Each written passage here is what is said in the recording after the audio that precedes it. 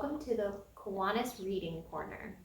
I'm Miss Sarah, and this is my daughter Harper, and we're going to be reading a Christmas-themed book today called The Christmas Donkey.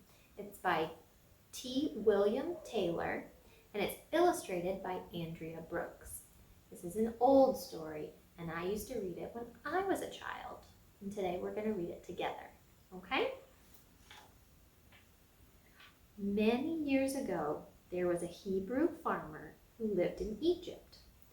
Thick green grass grew over the hills on his farm, down the valleys, and all around his house and barn. The farmer raised donkeys and camels who ate the grass and grew big and strong. He sold these fine animals to caravan owners who loaded goods on their backs to be carried to faraway cities. At sundown each day, when the camels and donkeys came to the watering trough for their evening drink, one little donkey always came by himself. He took a path between two hills, separate from all the other animals. See, that's him. The farmer loved all his animals, but he loved this small, shaggy donkey best. One evening, he said, "Little one, you should have a special name. Since you always take your own path home, I will call you Madrick.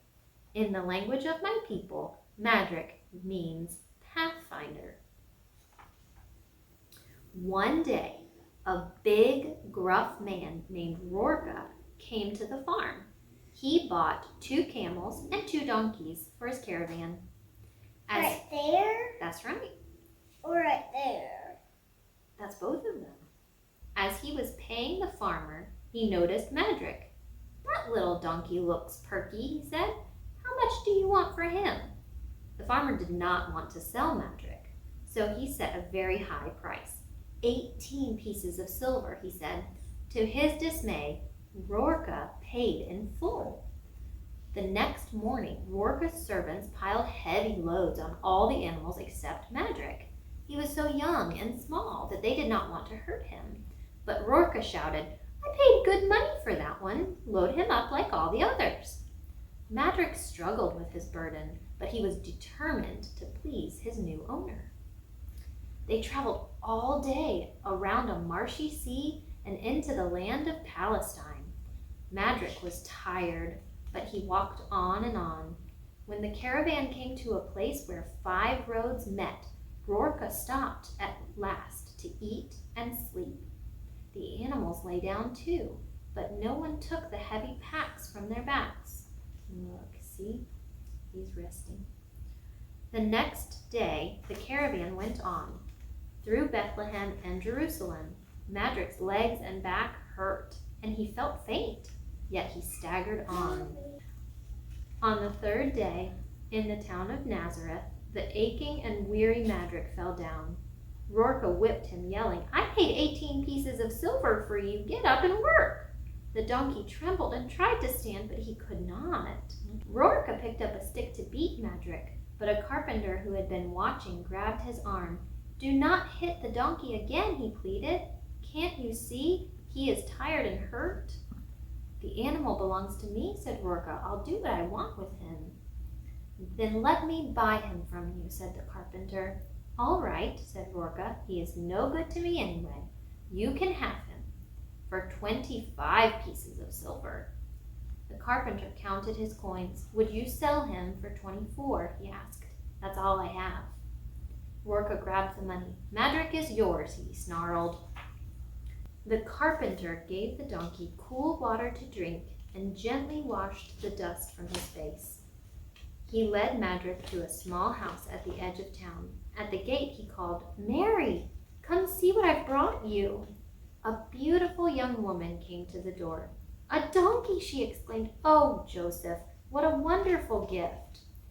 How Mary and Joseph loved Madrick. They fed him well and tended his wounds. In a few weeks he was fat and happy and healthy again. One day a man came to speak to Joseph. Madrick heard him say, "You must go to Bethlehem, where you were born, to pay your taxes." "But my wife is about to have a baby," said Joseph. "I must stay with her." "The law says you must go," said the man, and he left. Joseph turned to Madrick. "You will have to help us tomorrow," he said. Madrick rubbed his head against Joseph's arm. He was happy to be able to do something for his new owners. Their journey was long. By the time they reached Bethlehem, all the inns were full. There was no place to stay. One innkeeper took pity on them. "There is some room in my stable," he said. "You may stay there if you wish." Late that night, Madrick woke up. He thought he heard singing, and the light from a very bright star was shining through a tiny window. Then he heard the soft cry of a baby.